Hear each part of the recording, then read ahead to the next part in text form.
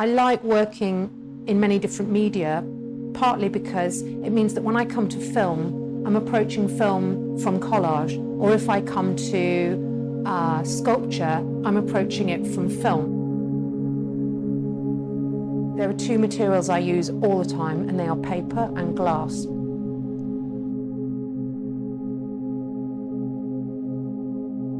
My name's Abigail Reynolds. I'm an artist based here in Cornwall with a studio in St Ives at Porthmeor.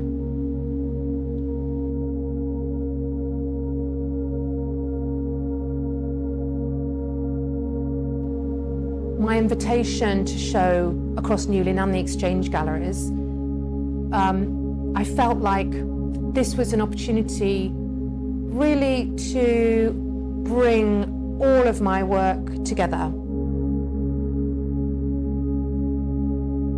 I've lived here in St Just for 20 years, so I've seen so many exhibitions across both Newlyn and the Exchange. What really interested me is that those architectures feel very different. So Newlyn Gallery is by the sea. It's a classic picture gallery with a glass lantern roof to let in lots of natural light because it's a Victorian building. And the extension that was built there maybe 10 years ago continues to open that building out to natural light. So it's a building for me full of porosity to the landscape.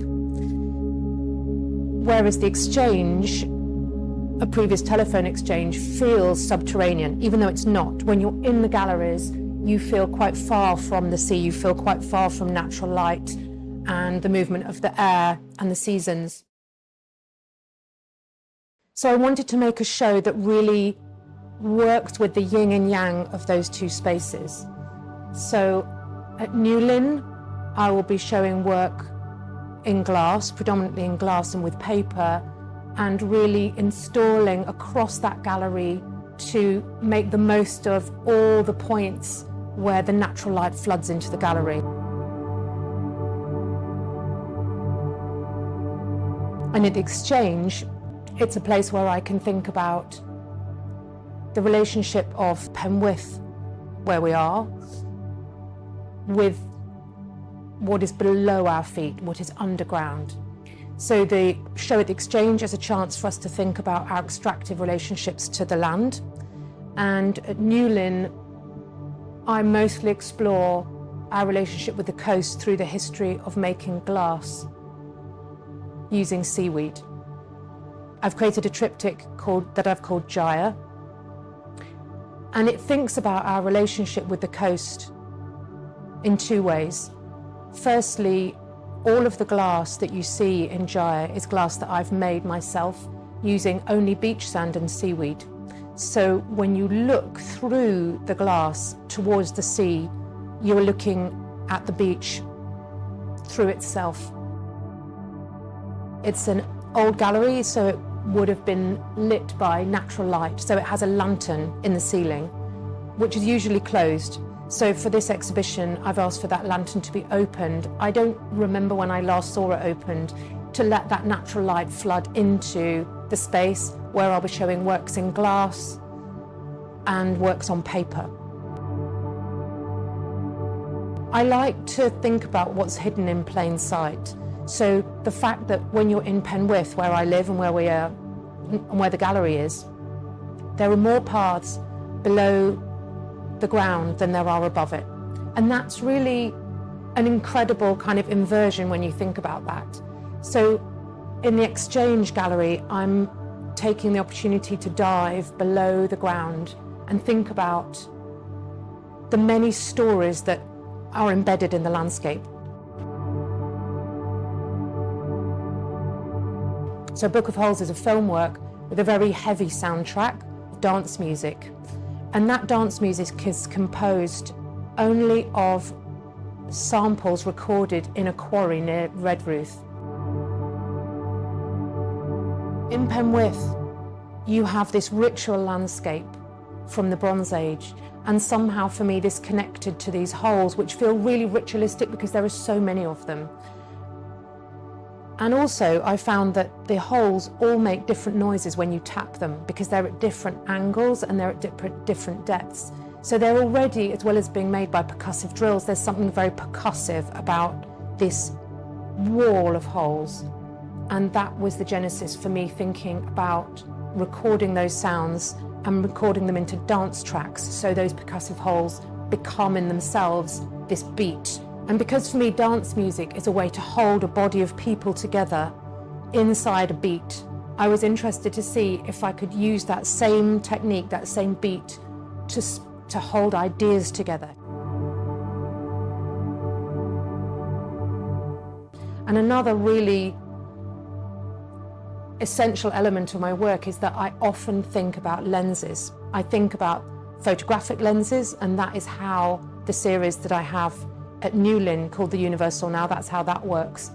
The different lenses of photographers through time, photographing these monuments in Cornwall and then printing them in books.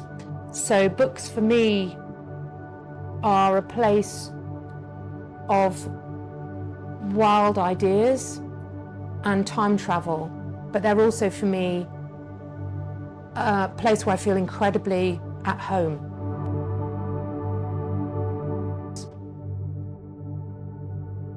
Many people know that glass is made of sand, but we might not ever consider where that sand came from. It has to come from somewhere in the world.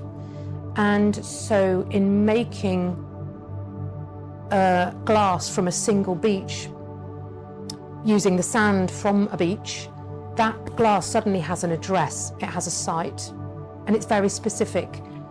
Now, I'm not interested in only talking about Cornwall, but I do think that ideas and stories are more captivating for me when they're very specific, when they're not generalized. So I also work with very different scale. So I might, when I say scale, I mean when I'm looking at a work that, let's say, Universal Now work, so they're book pages, I want to invite you to look at the closest scale at the decisions that were made about the printing and the book design of those two book pages that I've cut together. One element that runs across both is glass. And at the exchange you will see, in the film you will see somebody at the quarry wearing a glass mask. It's my daughter, and those masks will be on display in the first gallery as you move towards the film. I'm very interested in the possibilities of looking at the beach, our surroundings, each other through a slightly different lens. And of course, we all have our cultural lenses. We don't look and perceive without all sorts of assumptions and understandings that we bring with us. Playing with that, or interrogating that, or making that more obvious in certain ways, I've really interests me.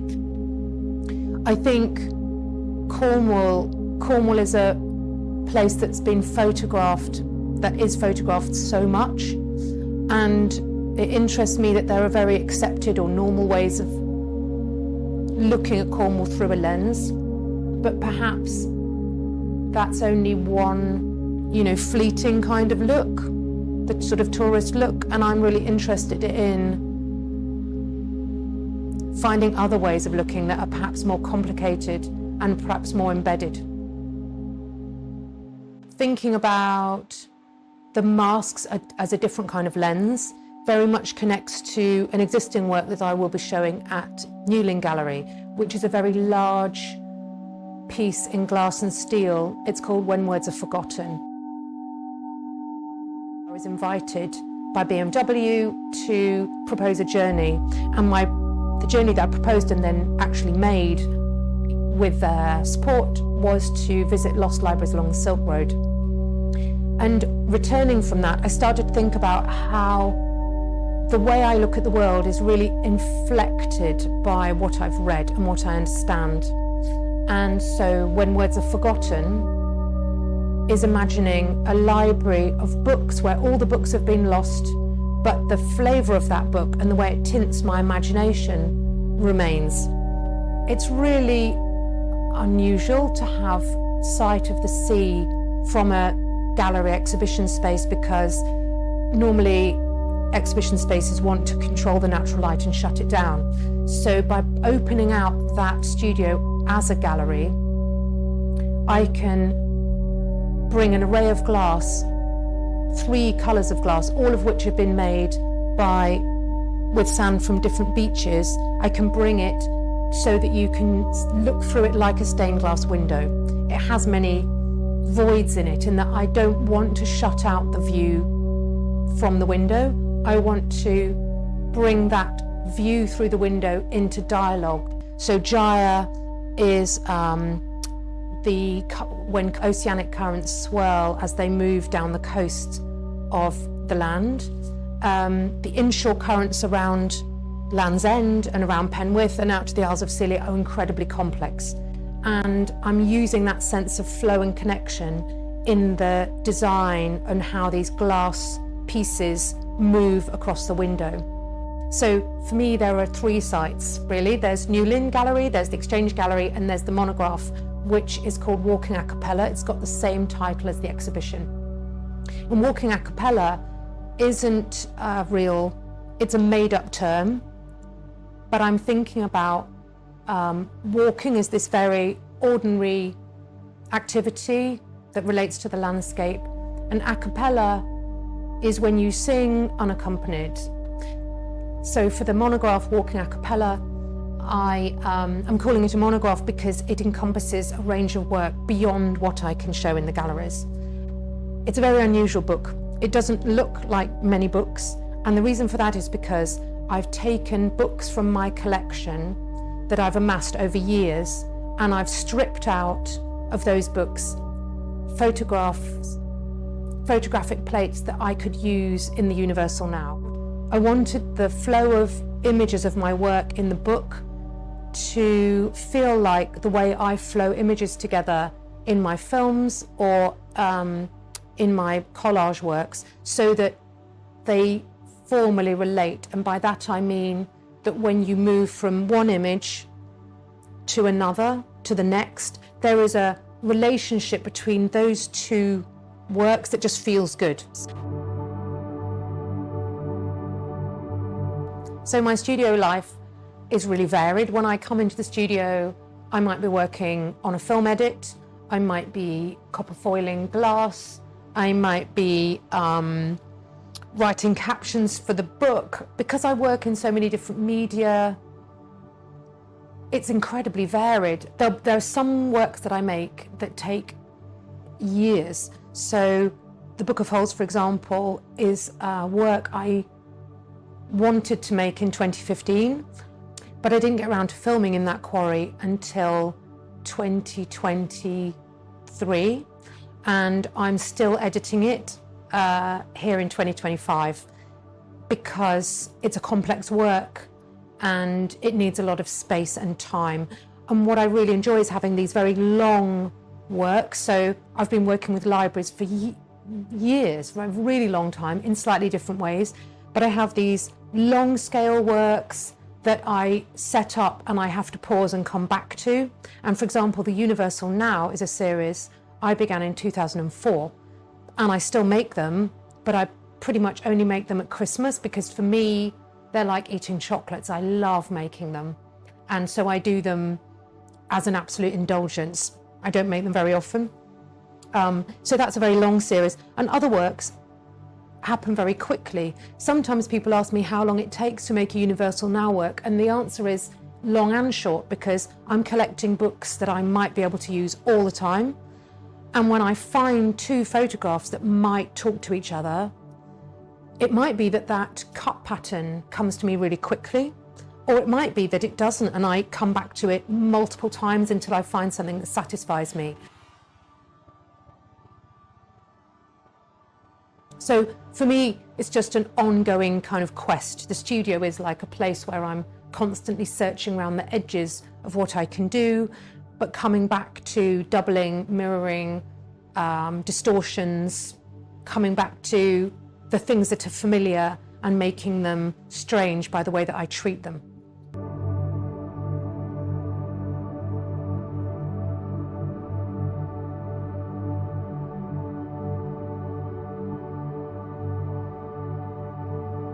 Sea is so loud right now. We're in my studio, and I'll just say this because we're in the studio and my studio is right on the beach, and so you're really aware of the tide approaching because it's much louder, and then as the tide recedes it's much quieter and the tide is rising. So here we are in the studio with the sea cutting in on us.